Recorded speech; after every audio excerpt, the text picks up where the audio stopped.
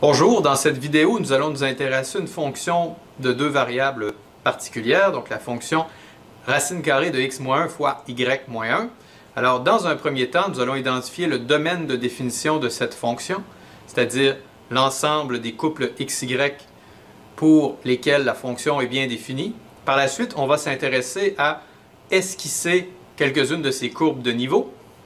Et finalement, on voudra identifier l'ensemble image de la fonction, c'est-à-dire l'ensemble des nombres réels qui correspond aux valeurs que peut prendre la fonction.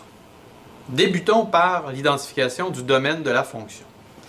Alors, dans un premier temps, on doit se rappeler une chose importante, c'est-à-dire que la fonction racine carrée de x, elle est définie uniquement pour des valeurs de x qui sont positives, et les valeurs que prend la fonction racine carrée, ça nous servira plus tard aussi, l'ensemble des valeurs que prend la fonction racine carrée, ce sont uniquement des valeurs positives.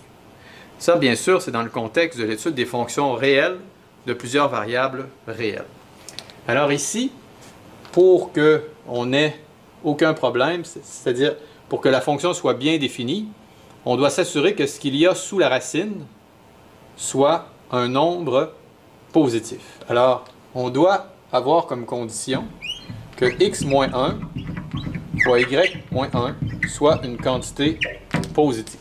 Alors, c'est là la chose la plus importante pour la suite du problème. Maintenant, on doit aussi constater que le membre ici de gauche de cette inégalité, c'est un produit de deux nombres réels. Et on sait bien que deux nombres réels, lorsqu'on les multiplie ensemble, ça peut parfois donner des nombres positifs, parfois des nombres négatifs, et que les deux situations où le produit de deux nombres réels donne un nombre réel positif, ce sont les cas où, d'une part, x, c'est-à-dire en fait, le premier nombre, est positif de même que le second nombre, donc le produit de deux nombres réels positifs donne un nombre réel positif. On a aussi que le produit de deux nombres réels négatifs donne un nombre réel positif. Et dans les deux autres cas, ou en fait le cas où, si on englobe les deux simultanément, lorsqu'on a un nombre négatif et un nombre positif, donc ce produit-là, pour sa part, va donner une quantité négative. Alors, nous pouvons, d'une certaine façon, indiquer que cette inégalité-là sera satisfaite dans les deux cas suivants, ou bien x est moins 1 est plus grand ou égal à 0 et y moins 1 est plus grand ou égal à 0, ce qui veut dire que x est plus grand ou égal à 1 et que y est plus grand ou égal à 1.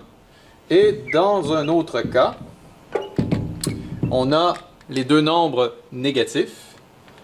Donc, x moins 1 plus petit ou égal à 0 et y moins 1 plus petit ou égal à 0, ce qui se traduit par x plus petit ou égal à 1 et y plus petit ou égal à 1.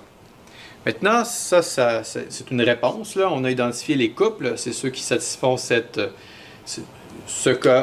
satisfont ces deux inégalités-là ou ces deux inégalités-là. Et si on veut, comme c'est souvent le cas, avoir une représentation graphique de la situation. Alors ici, on voit clairement que les cas critiques surviennent lorsque x est égal à 1 et y est égal à 1, et qu'on a une inégalité avec l'égalité. On a donc la ligne pleine ici pour ce qui est de x égale à 1, et même principe pour y qui est égal à 1.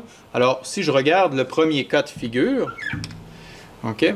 Eh bien, à ce moment-là, je vais pouvoir aller identifier tous les points pour lesquels x est plus grand que 1 et y plus grand ou égal à 1. Donc, x plus grand ou égal à 1, c'est ici. Y plus grand ou égal à 1, c'est là. Donc, les endroits où les deux conditions sont satisfaites, ce sont tous les points qui sont dans cette région, si on veut, du plan. Maintenant, si je vais regarder cette situation, donc le deuxième cas, donc je dois avoir des x plus petits ou égaux à 1 et des y plus petits ou égaux à 1. Alors, l'endroit dans le plan où on a les deux, en fait c'est jusqu'ici, les deux équations de satisfaites, c'est dans cette portion-ci du plan. OK? Donc, voilà. Donc, il y a vraiment deux composantes, si on veut, au domaine de définition de cette fonction. Alors, cette première région correspondant à la situation qui est ici, et la deuxième région qui correspond à celle-ci. Alors, on peut exprimer le domaine aussi sous forme algébrique, c'est-à-dire on peut dire, par exemple, que le domaine de F, c'est l'ensemble des couples XY dans le plan, tel que X est plus grand ou égal à 1 et Y plus grand ou égal à 1. Puis on prend l'union, qu'on peut représenter avec ce symbole-ci, de l'ensemble des couples XY dans le plan, pour lesquels X est plus petit ou égal à 1 et Y est plus petit ou égal à 1. Donc, voilà une façon algébrique d'exprimer le domaine, c'est-à-dire la région qui est identifiée au tableau. Voilà. Nous allons maintenant esquisser quelques-unes des courbes de niveau de la fonction f de xy. Alors, une courbe de niveau, c'est une courbe pour laquelle on peut trouver une valeur de c, telle que c est égal à x moins 1 fois y moins 1. Alors, nous savons d'entrée de jeu que c est forcément plus grand ou égal à 0, parce que la racine carrée d'un nombre réel est une quantité positive. Alors, cette équation-ci, elle entraîne que c au carré doit être égal à x moins 1 fois y moins 1. Alors, pour des valeurs de x qui sont différentes de 1, on peut avoir que c au carré sur x moins 1 est égal à y moins 1. Donc, je précise que ceci est vrai pour x différent de 1. Et notre objectif ici, c'est d'avoir une manière d'aller se représenter ces courbes-là, parce que, bon, quelqu'un aurait pu dire, voici les courbes de niveau, mais là, le but, c'est de les esquisser, de les dessiner dans le plan. Puis, généralement, en regardant cette équation-là, c'est pas en la regardant qu'on a des souvenirs pour dire, voilà la forme des courbes de niveau. Alors, on veut transformer un peu cette équation en une équation qui nous est un peu plus familière, qui fait référence à des objets mathématiques que vous avez étudiés, qu'on a étudiés quelque part auparavant. Donc, rendu à cette étape-ci, on peut constater qu'en isolant y, eh bien, on devrait obtenir une fonction qui n'est pas trop tordue, c'est-à-dire une fonction qu'on est en mesure de représenter assez facilement. Donc ici, en additionnant 1 de chaque côté, donc je me retrouve avec c carré sur x moins 1 plus 1, qui doit être égal à y. Et donc, en mettant tout ça sur un dénominateur commun, on se retrouve avec cette expression pour y comme fonction de x, et où bien sûr le paramètre c apparaît. Donc là, ça devrait être plus simple parce qu'on a essentiellement observé que les courbes de niveau peuvent être vues comme des fonctions réelles d'une variable réelle. Et ça, c'est un sujet qui a été largement étudié, la représentation des fonctions réelles d'une variable réelle, en traçant leur graphique. C'est quelque chose qui a été abondamment fait au niveau collégial. Et ici, on reconnaît une fonction rationnelle. On a un quotient de deux polynômes. On a un quotient de deux polynômes en x, et d'autant plus que ces deux polynômes-là, ce sont des polynômes linéaires, des polynômes de degré 1. Alors, ce sont là même des fonctions qui sont étudiées au niveau secondaire. On a des fonctions rationnelles ici. Donc, le dénominateur, le polynôme x-1, s'annule en x égale à 1. Donc, il y aura asymptote verticale en x égale à 1. Alors, pour représenter ça, on pourrait bien sûr faire une analyse complète de cette fonction en identifiant le domaine de ces fonctions-là, justement, en pouvant tracer aussi, en calculant la dérivée, quand est-ce que la dérivée s'annule, quand est-ce que la dérivée seconde s'annule. Et bon, on pourrait faire toute cette analyse, mais ce n'est pas nécessairement ce que j'ai envie de faire avec vous aujourd'hui. Donc, je vais tout simplement vous présenter un outil de représentation graphique qui est très utile pour accélérer les choses dans un cas comme celui-là. qui s'appelle Desmos. Donc, utilisons Desmos pour représenter les différentes courbes lorsque le paramètre C varie en prenant différents nombres réels positifs. Alors, nous voici dans Desmos. Donc, vous allez voir que c'est très simple de tracer une famille de fonctions à l'aide de cet outil qui est disponible gratuitement en ligne à desmos.com. Alors, sans plus tarder, je vais tout simplement identifier ici y comme fonction de x correspondant à c au carré plus x moins 1, le tout divisé par x moins 1. Et comme nous le suggère Desmos, on peut ajouter un curseur c. Nous, la valeur de c minimale, c'est 0. On sait que la valeur c ne peut être négative. Alors, nous obtenons comme résultat ceci. Alors, on peut faire varier c pour voir qu'est-ce qui se passe quand le paramètre varie. Mais évidemment, le paramètre c ici ne devrait pas avoir une si grande incidence sur la forme de la fonction, n'apparaissant qu'à un seul endroit au numérateur. Tout de même, regardons ce qui se passe quand on fait varier c.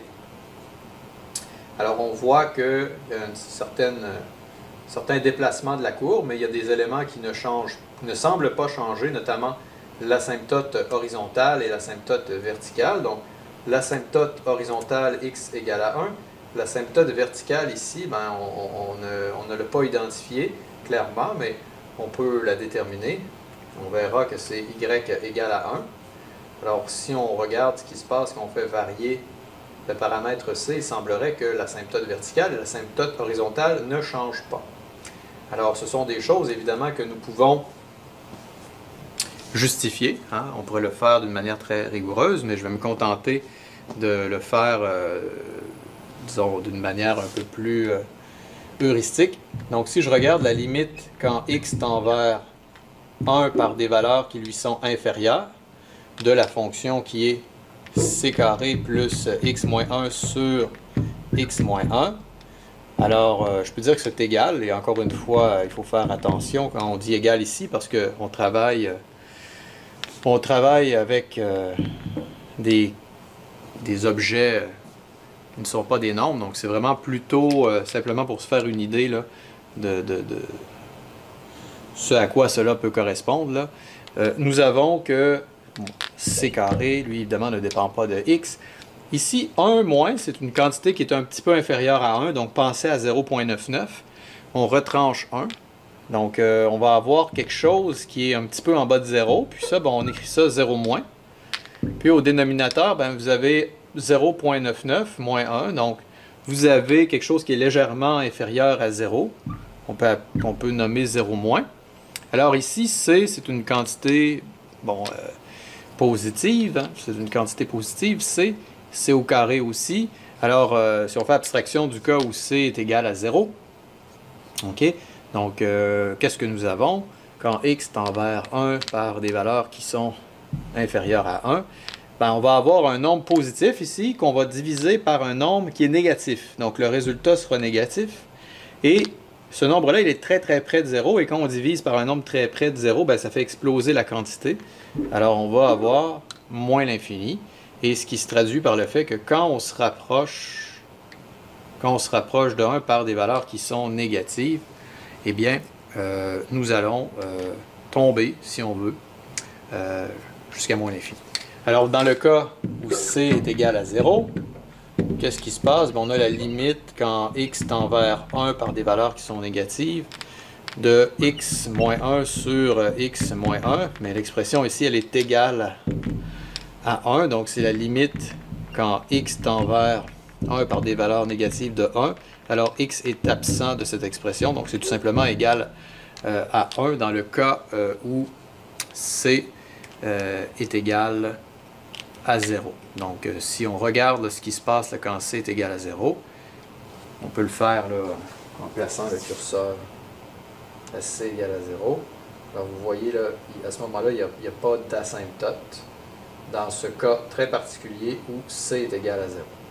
Mais disons que le cas typique, c'est une asymptote verticale. Et pour identifier l'asymptote horizontale, eh bien, à ce moment-là, on doit regarder le comportement de la fonction lorsque x tend vers l'infini ou moins l'infini. Alors, je peux rapidement faire le calcul. Donc, la limite quand x tend vers l'infini de c carré plus x moins 1 sur x moins 1. Alors, ceci est égal à la limite quand x tend vers l'infini de la quantité suivante. Alors, je vais prendre le numérateur et le dénominateur et je vais les diviser tous les deux par x, ce que j'ai le droit de faire. Ça va me donner c carré sur x plus, bon, x, quand on le divise par x, ça donne 1 bien sûr, moins 1 sur x au numérateur, et au dénominateur, on aura ceci. Alors, une fois que cela est écrit, ben, ça devient relativement simple d'évaluer la valeur de la limite, tout simplement en se rappelant que le graphique, donc je vais dessiner un petit peu plus bas, donc je vais le dessiner ici, le graphique de la fonction 1 sur x a cette allure. Donc quand x tend vers l'infini, 1 sur x tend vers 0. Alors ça nous est grandement utile, donc j'écris ici. Alors, on obtient comme résultat, donc quand vous faites, ça c'est une constante, hein, pour une valeur de c donnée, c'est une constante, que vous divisez par une quantité qui devient arbitrairement grande. Donc, ce nombre-là sera inévitablement égal à 0. On ajoute 1. On retranche 1 sur x quand x devient extrêmement grand. Donc, on retranche 0 finalement. Puis, on divise le tout par 1 moins quelque chose qui va correspondre à 0. Donc, qu'est-ce qui nous reste? 1 sur 1, c'est-à-dire 1. OK? Alors, on vient de justifier pourquoi il y a une asymptote horizontale en y égale à 1, parce que quand x tend vers l'infini, la fonction tend vers la valeur 1. Et il se passerait la même chose si on faisait tendre x vers moins l'infini. Donc voilà, ça explique un petit peu la nature des courbes que vous voyez devant vous. Alors, voilà. Nous allons maintenant identifier l'ensemble image de cette fonction. Alors, nous savons assurément que l'image de f doit être contenue, dans l'intervalle 0 jusqu'à l'infini, sachant que c'est la racine carrée de quelque chose et que le graphique de la fonction racine carrée, c'est ceci. OK? Donc, voilà, donc c'est une fonction qui est strictement croissante et qui tend vers l'infini. Maintenant, est-ce que toutes les valeurs de cet intervalle sont atteintes? Eh bien, pour le savoir, donc ici, assurément, l'intuition veut que ça devrait être le cas. Pourquoi? Parce que à l'intérieur de la racine, ici, vous avez des quantités que vous pouvez faire devenir arbitrairement grandes. Vous pouvez prendre, par exemple, x égale à 1 million, puis y égale à 1 million, puis bon, ben, vous allez avoir la racine carrée d'un nombre qui est très grand. Donc, on s'imagine que ça, ici, ça peut prendre des valeurs qui sont, elles aussi, arbitrairement grandes. Alors, si on veut le justifier un peu plus formellement, ben, il faut, étant donné une valeur de c dans cet intervalle, donc soit un nombre c appartenant à l'intervalle 0 infini, peut-on dire que, peut-on trouver un couple XY qui est dans le domaine de f? On se rappelle que le domaine de f, ça se trouve à être la région qu'on a dessinée tout à l'heure, c'est-à-dire qui est formée comme de deux espèces de carrés infinis, là. Les valeurs où x et y sont toutes les deux plus grandes que 1 et les valeurs de x et y qui sont toutes les deux plus petites que 1. Donc, est-ce qu'on peut trouver des couples dans ces deux régions-là, telles que quand on évalue la fonction en ce couple, eh bien, ça nous donne une valeur de c qu'on a fixée dans l'intervalle 0 infini. Donc, peut-on trouver un couple xy dans le domaine de f, tel que f évalué en xy donne cette valeur de c là? Alors, si on répond oui, pour toutes les valeurs de c dans l'intervalle 0 infini, eh bien, on aura l'assurance que l'ensemble image de f, eh bien, c'est précisément tous les nombres réels plus grands ou égaux à 0. Bon. Alors, moi, ce que j'ai envie de faire, puis je vais vous expliquer un peu la logique derrière ce choix. OK? Ici, là, y moins 1, ça, je peux concevoir que c'est une quantité qui est arbitrairement grande et qui peut atteindre toutes les valeurs, finalement, dans notre intervalle 0 infini. Alors, je vais tout simplement éliminer d'une manière un peu artificielle là, la composante en x de cette expression. Donc, je vais choisir comme ça, x égale à 2. Donc, je choisis, hein, je pose x égale à 2.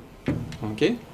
Maintenant, ce que ça signifie, hein, si je me donne un c dans l'intervalle 0 infini, je vais avoir que c devra être égal à 2 moins 1 fois y moins 1, c'est-à-dire que c devra être égal à la racine carrée de y moins 1, parce que bien sûr 2 moins 1 donne 1. Alors ça implique que c au carré est égal à y moins 1, et donc que y est égal à 1 plus c carré. Alors, pourquoi avoir fait tous ces calculs? Eh bien, parce que, hein, si je regarde maintenant, quelle est l'image d'un couple de la forme 2, 1 plus c carré? Si je regarde l'image de ce couple-là, OK? Où c, je rappelle, c'est un nombre quelconque qui a été choisi dans l'intervalle 0 infini. Si je regarde, c'est quoi f de 2, 1 plus c carré? Ben, je vais me retrouver avec la racine de, bon, x c'est 2, donc 2 moins 1, parenthèse y moins 1, mais y c'est 1 plus c carré, moins 1. Alors, qu'est-ce que je constate? Les 1 ici se simplifient, 2 moins 1 ça donne 1, de telle sorte que ce qu'on a là, c'est tout simplement la racine de c carré. Maintenant, la racine carrée de c au carré, en général, c'est égal à quoi? Eh bien, la valeur absolue vient à notre secours. La racine de c carré, en général, c'est égal à la valeur absolue de c, qui, je le rappelle, est définie comme étant c si c est plus grand ou égal à 0, et égal à moins c si c est plus petit que 0. Alors, c'est là notre définition de la fonction valeur absolue. Mais dans notre cas, hein, il n'y a pas trop lieu de s'inquiéter de cette situation où on aurait un c négatif parce que on a c qui est choisi positif. C n'a pas le choix d'être un nombre positif, donc on a l'assurance que la racine carrée de c carré, c'est égal à c directement. Donc, ceci est égal à c. Alors, si on résume cette démarche, OK? Alors, on a identifié d'abord que les éléments de l'ensemble image devaient être des nombres plus grands ou égaux à 0. Ensuite, on a choisi C, un nombre quelconque qui est plus grand ou égal à 0. Ce qu'on a fait par la suite, on a construit un couple XY, à savoir le couple 2, 1 plus c carré, qui, lorsqu'on le remplace dans l'expression pour la fonction, c'est-à-dire lorsqu'on évalue f en 2, 1 plus c carré, on retrouve la valeur de c. Donc, on a l'assurance que non seulement l'image est contenue dans les réels positifs, mais tous les réels positifs sont dans l'ensemble image, parce qu'on peut toujours trouver un élément du domaine qui est envoyé sur ce nombre-là lorsqu'on lui applique la fonction. Par conséquent, on conclut en disant que l'image de f, c'est tout simplement l'égalité avec l'intervalle suivant. Voilà.